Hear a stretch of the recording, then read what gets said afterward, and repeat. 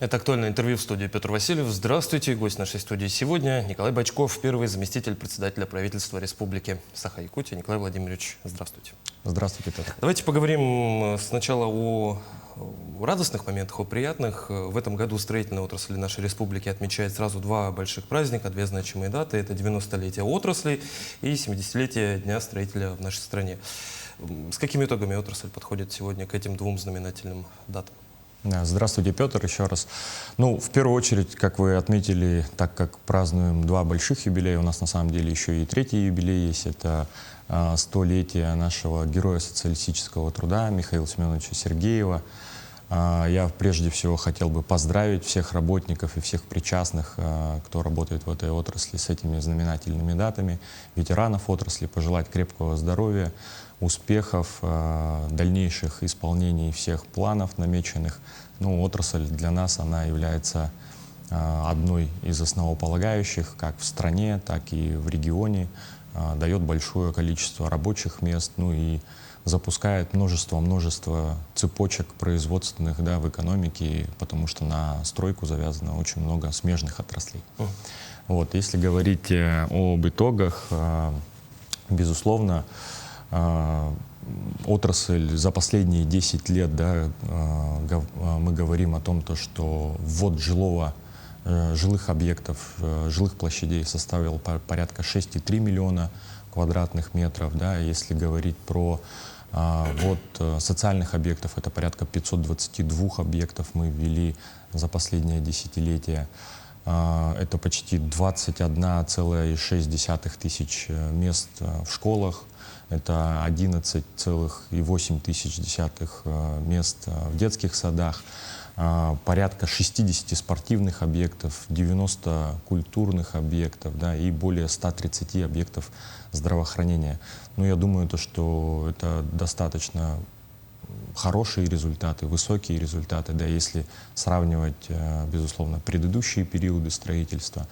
И все это меняет облик наших городов, нашей республики, повышает качество жизни наших граждан. Я думаю, многие видят, как преображается наш регион. Это, я думаю, самое главное, потому что 6,3 миллиона квадратных километров — это же, грубо говоря, сухие цифры, но которые напрямую влияют и меняют жизнь жителей нашей республики. А есть какие-то предположения, почему такой сильный драйвер, толчок получила строительная отрасль за последние 10 лет, особенно в условиях того, что последние несколько лет мы живем в нашей стране в условиях жестких санкционных ограничений? Факторов несколько. Если говорить про инструменты, которые помогают двигаться вперед, это, безусловно, в первую очередь финансовые инструменты. На сегодняшний день мы отмечаем рост не только в нашей столице, но и во многих центральных районах регионов республики.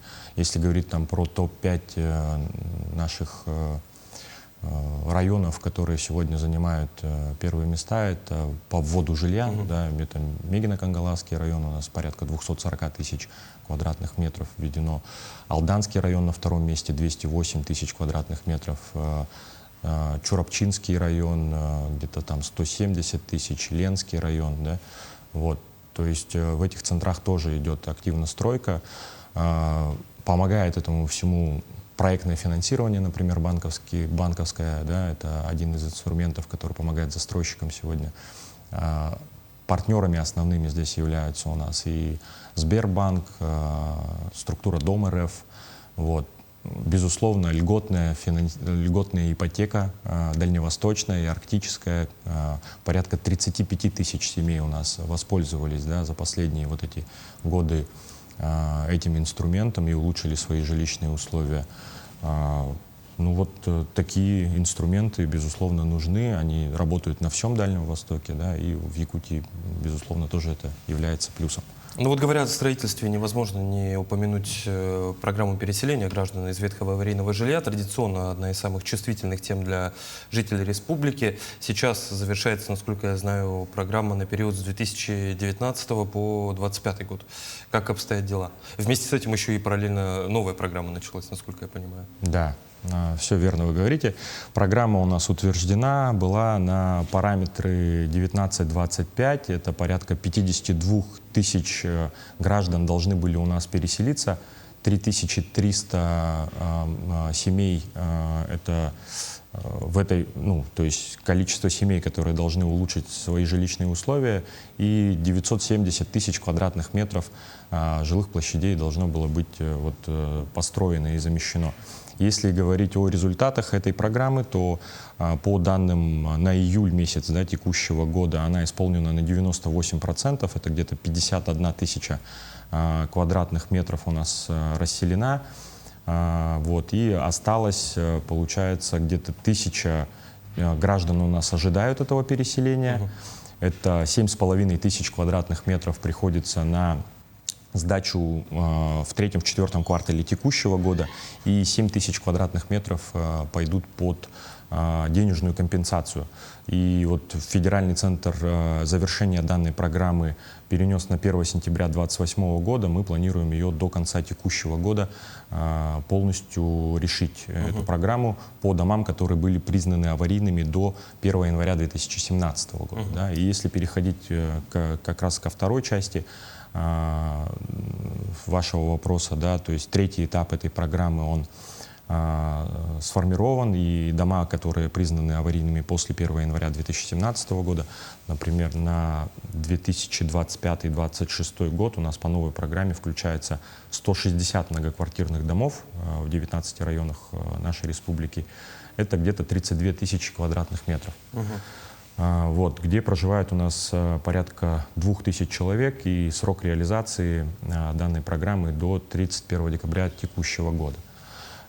Мы уже, так как строительный сезон у нас в республике, вы знаете, достаточно короткий, и сейчас он в самом разгаре. Исполнение на сегодня это порядка где-то треть этих параметров, да, но до конца года мы планируем полностью этот вопрос закрыть. И у нас на сегодня действует 255 государственных контрактов и 511 жилых помещений на сумму почти 4 миллиарда будет к концу года сформировано. Тогда мы к концу этого года и завершаем и третий этап по плану, и остатки... Это третий этап начала той программы, которая по домам после 2017. Николай Владимирович, в заключение, говоря о ИЖС, вообще о строительстве, республика несколько лет подряд ставила исторические, в том числе для нашей страны и для региона, рекорды по вводу и строительству индивидуального жилья, и многоквартирных жилых домов. Какие планы на год текущий? Может, что-то уже удалось сделать?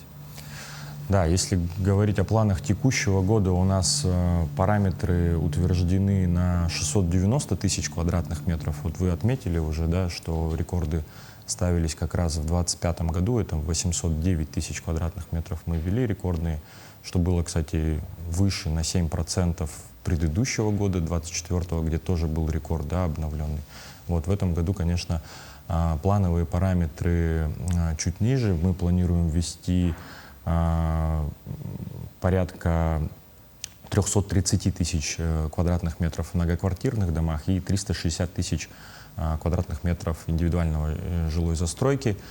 Мы прогнозируем, что мы эти планы перевыполним, да, и к концу года введем порядка 763 тысяч квадратных метров. Но настраиваемся и настраиваем наших строителей, да, и всю отрасль на то, чтобы хотя бы достигнуть параметров 2025 года, это 800 тысяч квадратных метров. И если все, как говорится, должно быть настроено верно, своевременное финансирование, своевременные работы и достаточный уровень контроля за отраслью, то эти прогнозные параметры, мы, думаю, достигнем. И самое главное, я думаю, не сколько рекорды, а сколько качества и безусловно, комфорт жилья. Николай Владимирович, я благодарю вас за интересную беседу. Спасибо, что пришли к нам в студию, ответили на наши вопросы. Спасибо вам. Это было актуальное интервью. До встречи.